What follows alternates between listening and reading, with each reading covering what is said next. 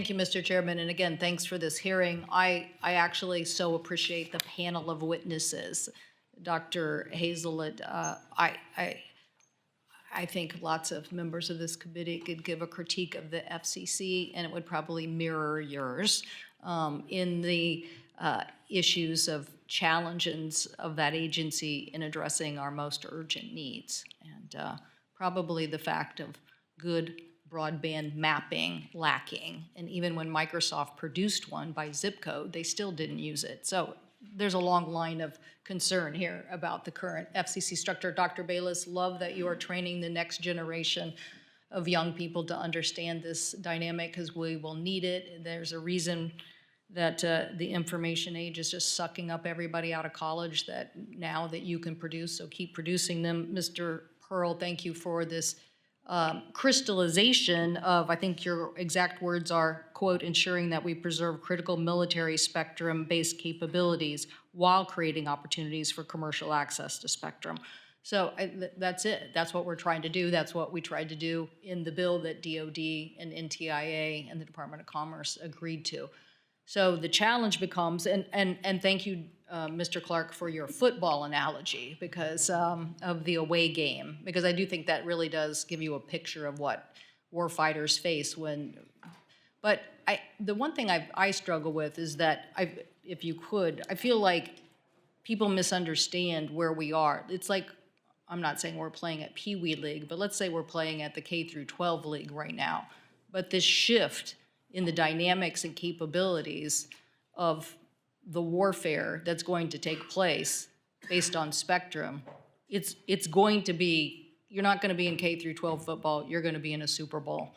And how do we get people here to understand, as you said, you can't unilaterally disarm if the ascending technical capabilities and challenges. And I wonder if you could address white space. A lot of people talk about, oh, well, we can just, have dynamic spectrum sharing and you could, easily, but there's lots of ways that right now that is really detrimental to our efforts. Right. Yes, Senator Cantwell.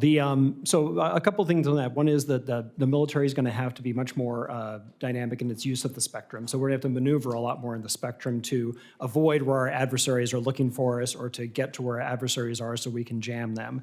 Using some of the technologies that Dr. Bayless is developing, we will eventually be able to both do those operations as well as maintain some ability to have commercial users operating on that same spectrum. But we're not there yet. Those technologies are not fielded yet. The reason being that our opponents, like we see in Ukraine, it's a constant cat and mouse game in the electromagnetic spectrum. And so you operate in one part of the spectrum, you quickly get detected and jammed. You have to maneuver to another part in order to be able to continue to communicate with your allies, be able to continue sensing targets and attacking your enemies. So this cat and mouse game in the spectrum requires you to be maneuvering back and forth, and you can't be isolated to a very narrow band of spectrum during operations, and we have to train to be able to conduct those same types of operations. But we're going to grow in complexity here, right? We're just at a very elementary level, and now it's going to grow in complexity. So I don't think, Mr. Pearl, you're not suggesting that we mandate auctions before we do all those technical feasibility studies, are you? No, I mean, I think we need to mandate clearing targets and then do the analysis. But certainly before you hold the auction, you need to do the work of making sure that we're not going to interfere with essential military capabilities. Which is what I think DOD was requesting of us and why they supported the legislation. But Mr. Clark, back to this work, hard work like AMBIT and CBRS, how do we go forward here with those ideas? Because in the one case, it's Navy spectrum, right? And we hear a lot of great things about this. But there are paths forward, but do we have to test bed? What is it that we have to do to get this right? And how do we do, as Mr. Pearl is suggesting, this a more collaborative effort on the innovation that the private sector can drive? Well, there's a lot of new modeling and simulation tools, and obviously test bedding these capabilities is going to be really important. So there is a path forward to be able to identify the opportunities for spectrum sharing. But physics comes into it also, because certain parts of the spectrum just aren't going to lend themselves to things like missile defense or to electronic warfare. I have to jam an opponent where his system operates. So we'll be limited by physics and being able to just maneuver anywhere in the spectrum to avoid the commercial users.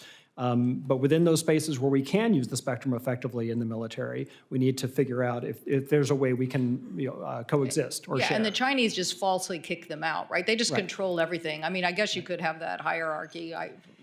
We don't want that hierarchy. China's approach to spectrum management is they have PLA personnel embedded inside the radio management centers and in industry who then maneuver the commercial users out of the spectrum whenever the military wants to conduct routine training operations, development, testing, et cetera. Well, that's our competitor, and that's why we have to beat them. And so we have to figure out how to take care of this defense issue. Thank you, Mr. Chairman. Thank you. Senator Wicker. Thank you. Mr. Pearl